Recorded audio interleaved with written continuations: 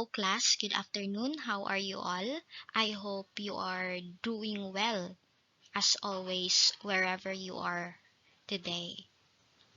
So, right now, we're now already on module 16, which is all about global media culture. In this lesson, we only have two objectives, and these are number one, to explain the concept of global media culture, and second is to describe the social media and its various platforms. Now, let's define first what is global media culture. It is the mass communication on a worldwide level, allowing people worldwide to share and access the same information.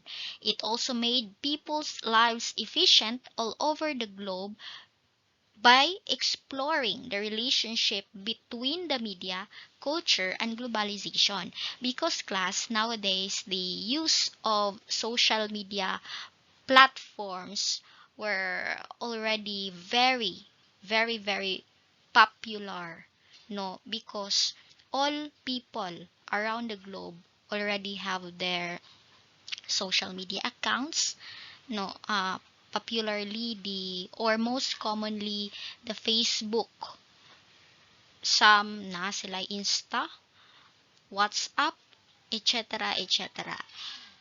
By that, by having such account, we can have access, we can share anything, no, bisan og dili pa nato kaila ang ato ang mga gina-communicate.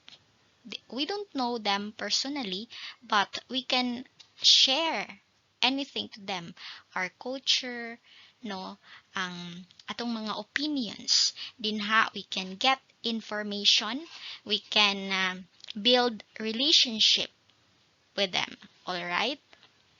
Next is, so what is the importance of global media culture? First, it allows quick communication, transport, and mass marketing. Okay, before the existence of social media, no class, there is no quick communication because as what you have noticed, what you have heard, no, sa inyong mga kanunuan, mga parents, grandparents, they said that our messenger before was a human. Nga for example, naay namatayan sa isa ka family and lagyo kaayo ang uban nga members sa ilang family, they have to send a letter. Dayon, very limited lang pod ang words nga usahay dili magkasinabot tungod kay mahal man. Every word is naay katumbas nga price. That's why uh, ginalimit lang pod nila ang words nga ilahang isulat dito para gamay lang pod ang bayronon. There, they can send the letter to the messenger nga dugay pagyud kaayo maabot maabtan pa og how many months nga the reason why ang isa ka family member wala yun siya naka-attend tungod kay wala man siya na informed. Compared karon nga ang ato ang messenger is already in a form of application where we can download it, no, on our mobile phones, then we can communicate with whatever whosoever mga family ba nato, friends, then in just one click they can already see our messages because it has already been delivered. Next, fast transport. Yes, the same as the transport of communication, fast. Next, mass marketing. When we say mass marketing, it is also in connection with the globalized marketplace. For example, we need to sell products, then there. All right. Next is to provide an extensive transnational transmission of cultural products. For example, the countries na mag-import-export na sila og products. So that is an example of transmission of cultural products. In the Philippines, we transport this using social media, no, we need to advertise that first.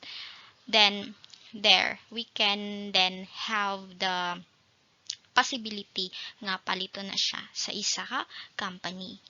That is what we call as an extensive transnational transmission of cultural products. We can sell online, right? Because we can post it online also. Next is to contribute to the formation of communicative networks and social structures. What is the example, no, under the third importance of global media culture? No, it is also in connection with the communicative networks, social structures, different social structures, the people. It pertains about the people in a particular society where they can try to communicate with different kinds of networks all, all over the globe. All right. Okay, next is the old and new global media. So what is the difference between old and new global media? When we say new media, it is a computational and rely on computers for redistribution, unlike old media that it is a type of media um, which is already in existence before the arrival of the internet. Alright. Now, new media, gikinahanglan siya og computers for redistribution. For example, computer animations, computer game websites, and so on. Pwede po siya mga human computer interfaces, mga ingana, then virtual worlds, that kana siya nga mga example, it needs computers enabling for it to be redistributed. Now, in terms of old media, example niya are newspapers, magazines, televisions, radio. It's not that obsolete na ara gyapon siya, makita gyapon siya siguro sa mga bukid-bukid, nagagamit gyapon sila og mga radio. For example, mga television, just like mga black and white TV, mga ingana, right? Nakagamit taan na before. But now, as the world is becoming modernized, dito na gid ta dayon sa new media. Moving on to the media. Next is mainstream media. It refers to different large mass news media which influence people. It also reflects and shape prevailing currents of thought. For example, the CNN, BBC, Fox News, etc. Daghan pa na siya nga mga channels, but these are the commonly examples nga ma-relate gid siya sa tanan. For example, you go to a particular channel, for example, the CNN, daghan ta og mga information no nga makuha didto. We can also learn just by watching programs there, no, maka-influence pod siya og mga tao nga nag-try og watch with that particular show. Next is alternative media. It is non-commercial projects advocating the interests which are excluded in the mainstream.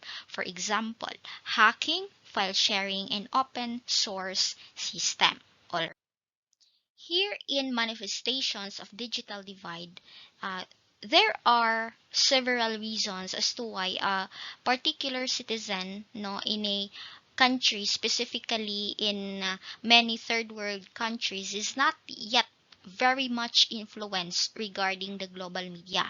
And that is because of this four common reasons. Number one, lack of high-speed internet access. Second, high cost of digital gadgets. Third, lack of electric power in several isolated regions, and the existence of extreme poverty. Moving on to the social media and traditional media. So, in the left side, we all know that this is a photo of social media. We have social media platforms like Facebook, Instagram, Twitter, what else? TikTok, YouTube, what's the yellow one? Snapchat. Okay, while on the right side, we have the traditional media. We have the TV, we have the print media, we have the magazine, newspapers that those are examples of print media, and we also have the radio. So, how social media changed the world? First, it became an essential component of any business strategy and communication. In social media, we can post our products. No, it can be viewed by so many people where there is a possibility na our business will grow or not. It depends on us. No, but social media is really a good tool para nga ma-advertise nato ang atoang mga business. Second, social media platforms may be banks of the future. What is the common example for this? One example for this is when a bank implements a social media policies, no? And another one is the customer service, which allows its users to send money via online platforms. Next is it shakes up healthcare and public health. Actually, no, pwede na nga maka-consult ka online, no, with your doctors because it is more easy for them. Mas tipid pud sa time, right? The next is changing on how we govern and are governed. In social media, no, we can post something there. We can post our opinions. Maka-comment pud ang uban. Then, we can share information. And then, pwede na siya nga ma-influence po dayon ng uban, resulting to the change of what? It can help no the leaders nga makakuha pud sila og mga information sa mga citizens based on their opinions.